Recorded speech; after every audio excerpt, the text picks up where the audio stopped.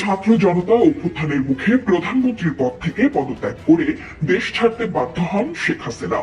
5 আগস্টের এই অভ্যুত্থানের পর নীরবতা ভেঙেছেন বাংলাদেশের সবচেয়ে দীর্ঘ সময় ক্ষমতায় থাকা সাবেক প্রধানমন্ত্রী। কারা কি কারণে তাকে ক্ষমতাচ্যুত করেছে সেই তথ্য জানিয়েছেন তিনি।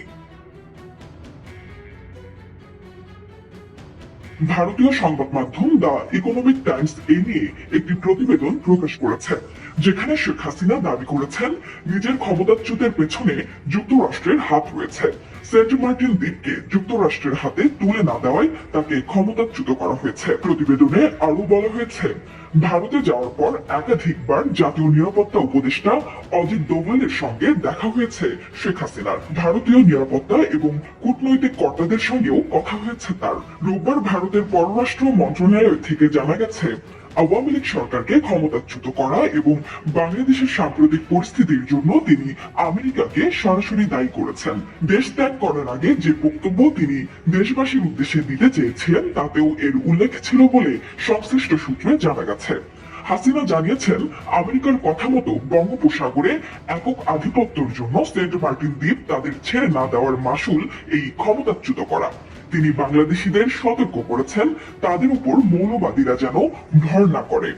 শেখ হাসিনা আশা প্রকাশ করেছেন তিনি আবার নিজের দেশে ফিরে যাবেন। তিনি মনে করেন আওয়ামী লীগ বারবার ঘুরে দাঁড়িয়েছে, আবারও দাঁড়াবে। তার দলের বহু নেতাকে হত্যা ও ঘরবাড়ি জ্বালিয়ে দেওয়ার খবরে তিনি অত্যন্ত ব্যথিত।